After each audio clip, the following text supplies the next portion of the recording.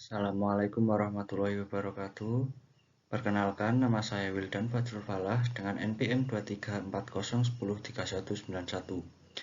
Pada kesempatan ini, saya akan mempresentasikan hasil analisis laporan keuangan PT Intra Kopenta Tbk, PT Keramika Indonesia Asosiasi Tbk, dan PT Kokoh Inti Aripama Tbk berdasarkan laporan keuangan tahun 2023-2024. Analisis ini dilakukan terhadap 3 perusahaan sektor material bangunan dengan menggunakan metode Common Size, Index Number, DuPont Analysis, analisis arus kas, likuiditas, dan solvabilitas. Objek analisis terdiri dari 3 perusahaan yang terdaftar di Bursa Efek Indonesia. Yang pertama, PT Intra Kopenta bergerak di bidang distribusi alat berat dan memiliki ketergantungan utang yang cukup tinggi. Kemudian yang kedua, PT Keramika Indonesia Asosiasi merupakan produsen keramik yang sedang dalam proses pemulihan kinerja. Yang ketiga, PT Kokoh Inti Aripama bergerak di bidang distribusi material bangunan dengan kondisi keuangan yang relatif paling stabil. Analisis Common Size menunjukkan bahwa Inta memiliki beban bunga paling tinggi, yaitu 15,30% dari penjualan, sehingga laba bersih semakin menurun. Kemudian, Kias berhasil memperbaiki laba bruto dari negatif menjadi positif pada tahun 2024. Sementara Koin mempertahankan margin yang relatif stabil meskipun masih mengalami rugi bersih. Berdasarkan analisis Index Number, terlihat perubahan kinerja masing-masing perusahaan dibandingkan tahun dasar 2023. Inta mengalami penurunan penjualan dan laba bersih memburuk hampir 2 kali lipat. Kias mencatat pertumbuhan penjualan serta penurunan beban bunga lebih dari 50%. Sedangkan Koin berhasil menekan beban bunga sekitar 70%, sehingga menjadi perusahaan dengan tren kinerja terbaik selama periode analisis. Analisis DuPont digunakan untuk mengetahui faktor yang mempengaruhi ROE melalui net profit margin, asset turnover, dan equity multiplier. Hasilnya menunjukkan bahwa Koin memiliki efisiensi aset tertinggi, sedangkan Inta memiliki leverage paling besar sehingga kerugian memberikan dampak yang lebih besar terhadap ROE. Grafik tersebut memperlihatkan bahwa ROE dan ROA Inta mengalami penurunan yang cukup tajam pada tahun 2024. Sebaliknya, Kias dan Koin menunjukkan perbaikan meskipun nilainya masih berada di area negatif. Hal ini menunjukkan adanya peningkatan efisiensi dibandingkan tahun sebelumnya. Dari sisi arus kas, Koin memiliki arus kas operasi yang konsisten positif sehingga menunjukkan kualitas laba yang baik. Inta justru mengalami arus kas operasi negatif pada tahun 2024 yang mengindikasikan tekanan likuiditas.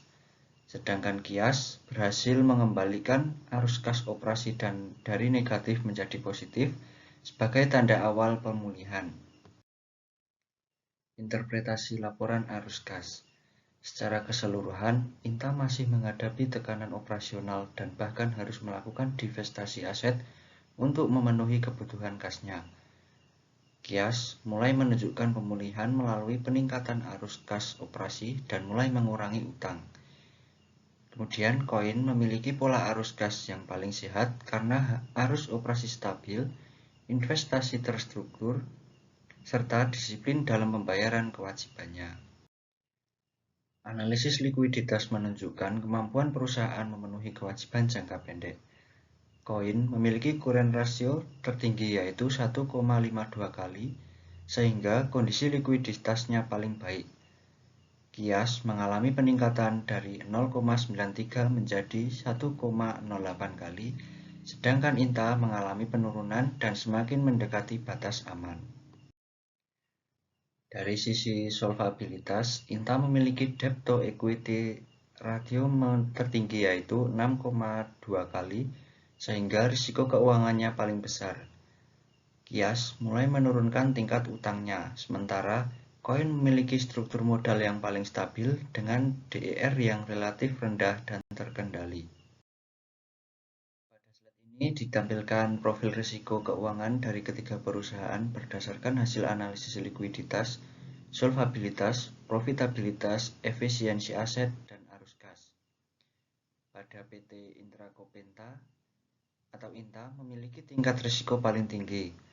Hal ini disebabkan oleh tingginya leverage perusahaan yang terlihat dari debt to equity ratio sebesar 6,2 kali, ditambah arus kas operasi yang berubah menjadi negatif pada tahun 2024. Selain itu, ROE perusahaan juga mengalami penurunan yang cukup tajam. Kondisi tersebut menunjukkan bahwa perusahaan masih menghadapi tekanan keuangan yang besar dan perlu melakukan perbaikan pada struktur modal serta operasionalnya. Kemudian PT Keramika Indonesia Asosiasi atau KIAS berada pada kategori risiko menengah. Walaupun perusahaan masih mencatatkan kerugian, tren kinerjanya menunjukkan arah yang positif. Likuiditasnya mulai membaik, beban bunga berhasil ditekan, dan arus kas operasi kembali positif. Hal ini menunjukkan bahwa proses pemulihan perusahaan mulai berjalan dengan baik meskipun masih diperlukan peningkatan profitabilitas agar kondisi keuangannya semakin kuat. Sementara itu, PT Kokoh Inti Arebama atau Koin memiliki tingkat risiko paling rendah. Perusahaan mampu menjaga arus kas operasi tetap positif, memiliki likuiditas yang baik, serta struktur utang yang lebih terkendali. Kondisi ini menunjukkan bahwa manajemen keuangan Koin lebih stabil dibandingkan dua perusahaan lainnya, sehingga memiliki prospek yang lebih baik dari sisi kesehatan keuangannya. Slide ini merangkum seluruh hasil analisis yang telah dibahas sebelumnya sehingga memudahkan kita melihat perbandingan kinerja ketiga perusahaan secara keseluruhan. Dari analisis common size, kias menunjukkan perbaikan margin laba bruto, sedangkan koin mampu mempertahankan margin yang stabil dengan beban bunga paling rendah. Di sisi lain, INTA masih memiliki beban bunga yang sangat tinggi sehingga menekan laba perusahaan. Berdasarkan indeks number dan DuPont analisis, koin menunjukkan efisiensi aset yang paling baik serta perbaikan profitabilitas yang konsisten. Kias juga mengalami perkembangan positif, terutama dari peningkatan penjualan dan membaiknya ROE. Sebaliknya, INTA mengalami penurunan kinerja yang cukup signifikan akibat meningkatnya beban bunga dan tingginya leverage. Dari aspek arus kas, koin dan kias berhasil mencatat arus kas operasi positif pada tahun 2024. Sedangkan INTA justru mengalami arus kas operasi negatif yang menjadi sinyal adanya tekanan terhadap kegiatan operasional perusahaan.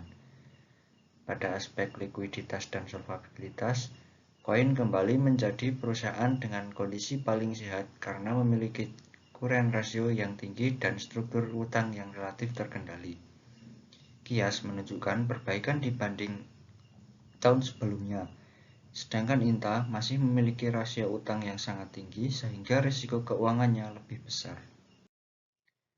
Rekomendasi dari ketiga perusahaan tersebut, PT Kokoh Inti Arebama menjadi pilihan yang paling layak dipertimbangkan oleh investor karena menunjukkan fundamental yang paling kuat dan risiko keuangan yang relatif lebih rendah dibandingkan dua perusahaan lainnya.